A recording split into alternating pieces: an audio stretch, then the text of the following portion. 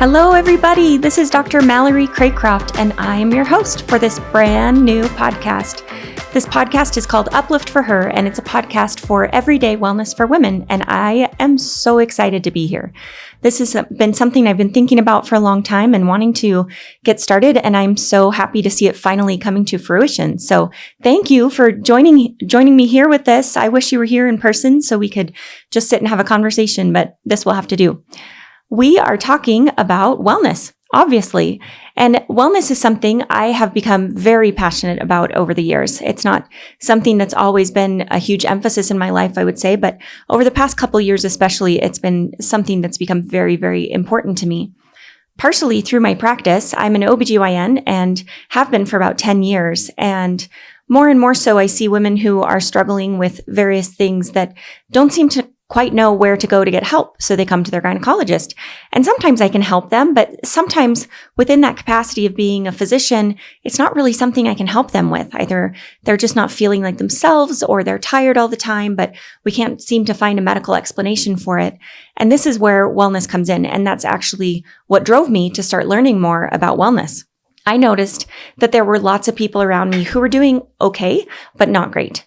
And I noticed myself that I was stuck in a rut, that I just felt like I would keep wanting to improve my health and then couldn't do what I wanted to do. Or I wanted to have a different lifestyle with my work and mom life balance, but just couldn't quite get there. And instead ended up driving back and forth from work, thinking every day about how I could change things, how I could change my routine. And it prompted me to learn more about wellness in general, but also thought work and especially root cause medicine. And this opened up a huge new world for me that I've become really passionate about and hope to be able to share with you. And I'm hoping that it will be really, really helpful for you. So thank you for being here. Thank you for your support. Just a little about me. I, as I mentioned, have been an OBGYN for about 10 years. I studied at first Brigham Young University, where I majored in choral education, music education for choir, and was a choir teacher for a very brief period of my life. And then I moved on to medical school at the University of Washington, and then on to residency, first a year in Virginia, and then the rest of it here in Salt Lake, where I was hired onto a group of OBGYNs, and I've been there ever since. So I wanted to start by talking about wellness, how I see it. Now, the most important parts about wellness for me and the approach to wellness is that we keep it simple. It has to be simple. And that's one of the things I see that is the most frustrating to me when I see Instagram accounts or listen to podcasts, and it can be so overcomplicated. And instead of us feeling better about our lives and our wellness and our health, we end up feeling either like we're failures and we're never going to be able to achieve this life that they say we can, or we end up just overwhelmed with information and turn it off and walk away from it. So one of my goals is to provide information and tips and tricks for us to incorporate these aspects of wellness into our lives right now, today, tomorrow, and be able to really start to see big changes with this simple approach. I want us to feel good. I want us to have great lives, and I want us to be able to notice what we can control and learn how to control those things, like a lot of our thoughts. And I want to notice what we can't control and let those things go, like our spouses or our children. And this is a big piece of what can bring us ultimate wellness and happiness in life. And I want us to be happy. I want us to do well. And you'll notice that I say us because this is very much a journey for me too. I'm right here with you. I am a woman just like you who is trying to live well and feel good and accomplish the things that I want to accomplish in the best way possible. So I am right here with you. Now, when I think about wellness, I define it as the routines and the systems that will help us live an intentional, meaningful, and happy life. Now, these words have become fairly overused, I feel like. People will say, live your best life, or live an intentional life, or live a happy life. And it's easy just to say, yeah, that sounds great, and let it go to the side. But I want us really to dig in. I want us to recognize that we truly can live our lives intentionally. And that means with choice. We have a choice over how this life how this life unfolds for us. We absolutely have a choice, and we can make it meaningful. I think all of us deep in our core feel like there's this version of ourselves who is destined for something really great. And maybe it's not greatness like the President of the United States, but great in terms of, I know I can do something that is the best version of me. And I want us to help all of us explore that and discover that. And I want us to have a happy life. I want us to be able to look back at our lives and say, that went pretty well. It was messy and it was imperfect and it was flawed, and I'm thrilled. I'm thrilled with it. So that's my aim when we talk about wellness, is how do we set ourselves up for this type of success? Now, I am a little bit obsessed with wellness, and partially because I've seen the impact that it's had in my own life, and I've seen the impact that it's had in others' lives. And wellness comes about by putting into place these routines and systems. Now, the first word we think of is habit when we think about routines and systems that help us live our best lives. And I try really hard not to use the word habit, because habit can have such a negative connotation for us. I think habit instantly makes us feel like failures. We think like, okay, how am I going to set up these habits to succeed? And instantly we're like, well, I'm just not going to. I've tried to build habits before and they didn't work. So we are going to talk about habits, but I prefer the word systems. Systems to me paints this picture of something supporting us, whereas habits come down just to willpower. Like, well, if you would just use the right willpower, you wouldn't eat that bag of chocolate chips. But really what it comes down to is systems. If you didn't have the chocolate chips there, you wouldn't eat them. If you didn't go into the kitchen when you're craving sweets, then you wouldn't eat them. If you drank enough water and had, the right dinner, then maybe you wouldn't crave the sweets. And that's way oversimplified. But the idea is that habits are just like, on your own, go fix it, go do it. Whereas systems make it smart. We look at our lives and we come up with a smart system that's going to help us build this life that we want to. So what systems can we put into place? Now, before we can even get to systems, we have to know our why. And that is absolutely critical when it comes to wellness is, we might try to paint this picture in our lives that looks just like so-and-so's down the street, but we are all unique. And thank heavens for that, right? I mean, I have different goals and aspirations. I have different personality traits. I have different things that I love and different things that I hate. I have different people in my life who are surrounding me. And I have different children who I need to raise really in a way that's unique to them. So we have to be unique, which means me putting into place this exact cookie cutter recipe for wellness is never going to work for everyone. So the very first thing you have to do is know yourself and know your why. And we absolutely will explore that. And once you know yourself and you know your why, then you can start setting up these systems. So I'm going to use an analogy here. I love a good metaphor. So if we think of ourselves as building a house, my husband and I have been trying to buy a house for the last 2 years. It feels like 10 years, but we've been trying to buy a house for the last little bit, and we've looked at a lot of houses.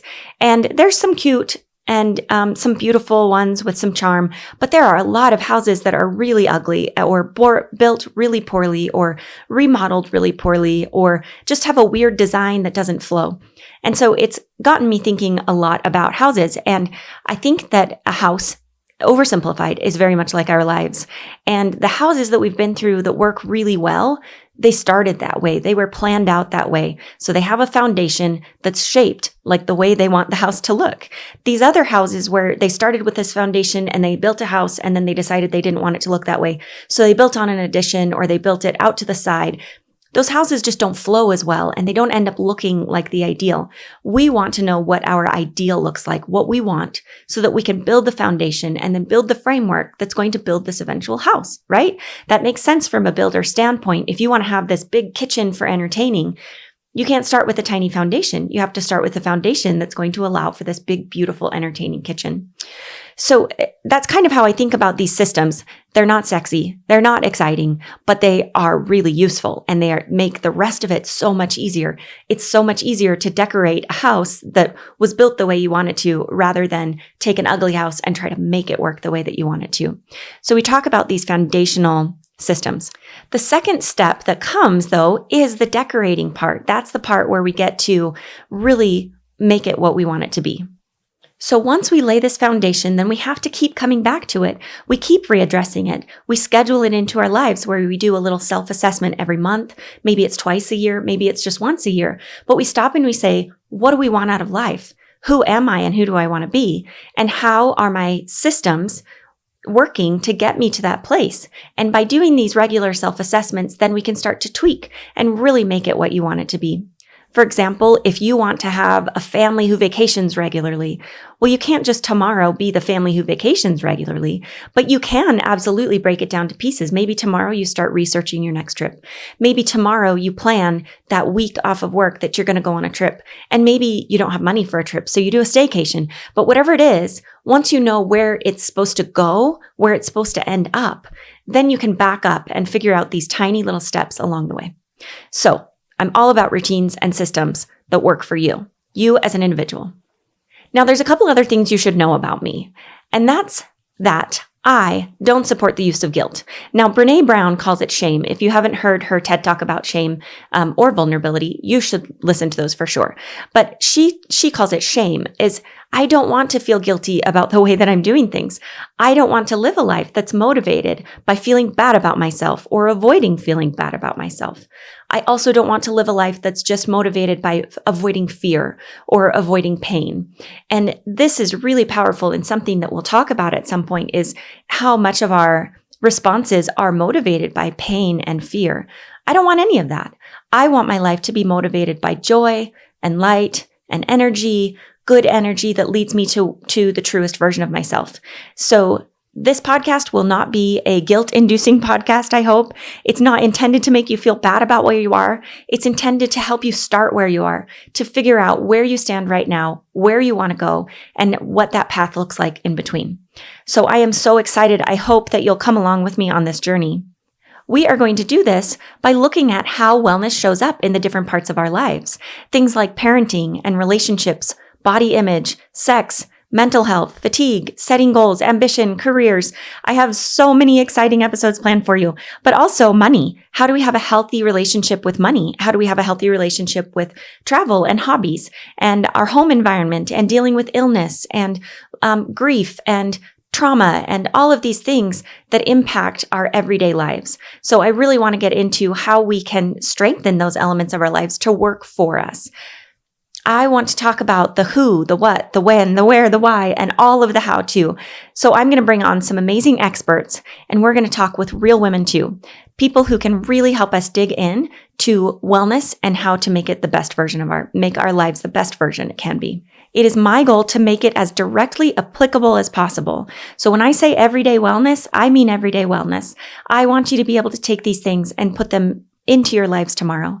I hope you'll listen with a response of, oh, that's just what I needed to hear. So I'm going to break down wellness into 6 parts for you. And if you followed along with me at all, you already know these 6 parts because I talk about them a lot, but they're important. And in the general wellness community, they're called pillars. And these 6 pillars are social, and that's your relationships, all of your relationships with children, husband, coworkers, etc. Emotional wellness, the emotions that you have in the course of your day, how you respond emotionally. Intellectual wellness, that's all things going into your brain, how you use your brain, how you use creativity, the creative side of your brain. Physical wellness, which would be how we use our bodies and how our bodies are working for us. Spiritual wellness, which is knowing that deepest version of yourself and your set of values and your connection with the great beyond. And then environmental wellness. How do you use the space around you to support you in wellness and also your connection to nature? So these 6 parts of our wellness are a great starting point. If you are just thinking, yeah, Mallorie, that all sounds great. I want to live a good life too, but I'm busy. I don't have time for any of this. I don't have time to sit down and think through the best version of myself. Then choose one pillar, choose one thing and start breaking it down and just say, where are you at? How are you feeling about your social wellness?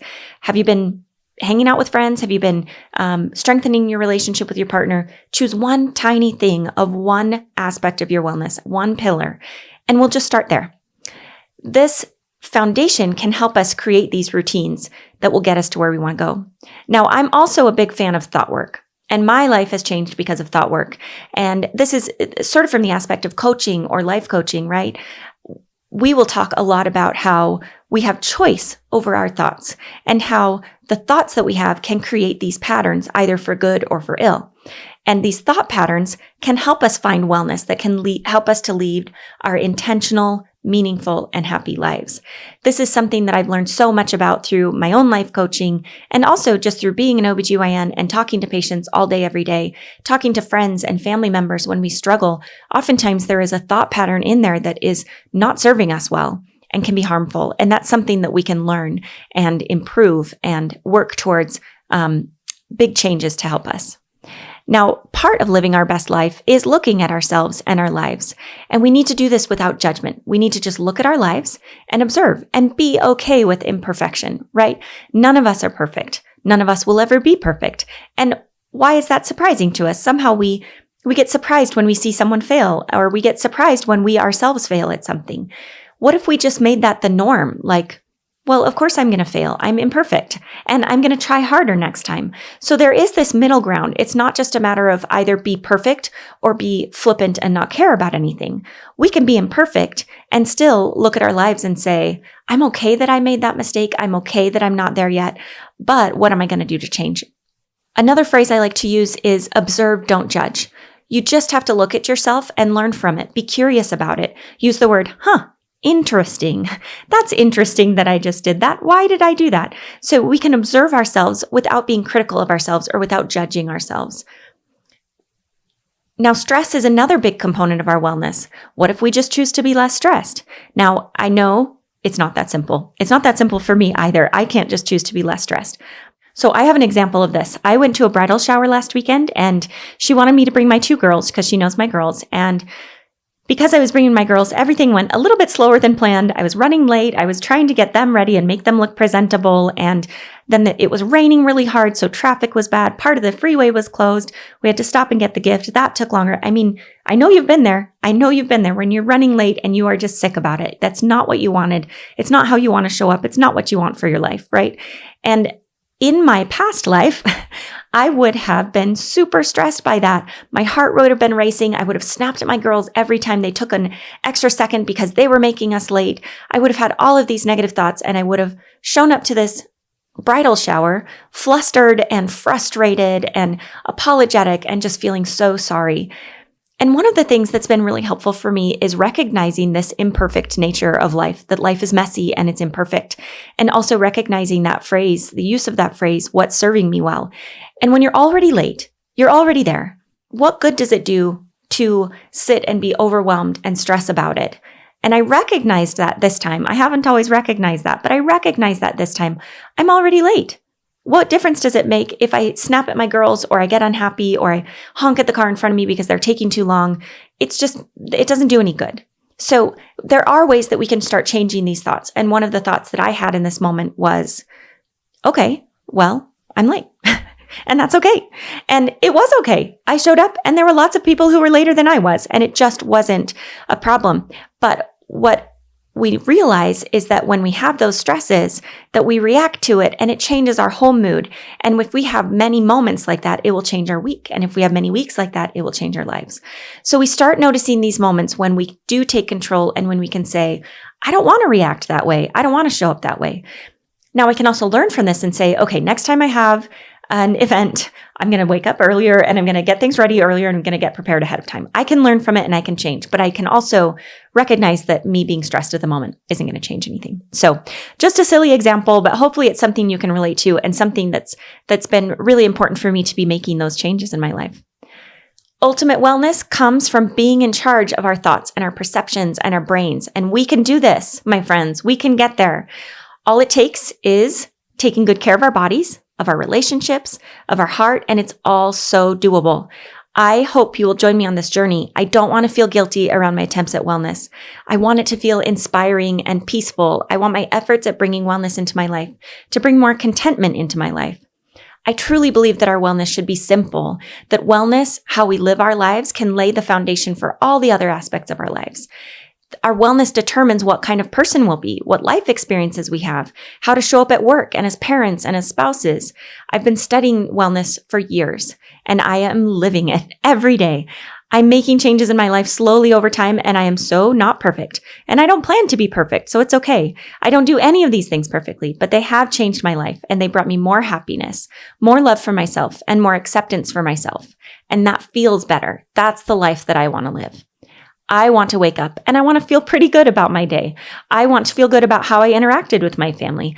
I want to be able to quickly forgive myself when I make mistakes and learn from it and move on. I want my body to feel pretty good through the day, to be able to do what I'm asking it to do.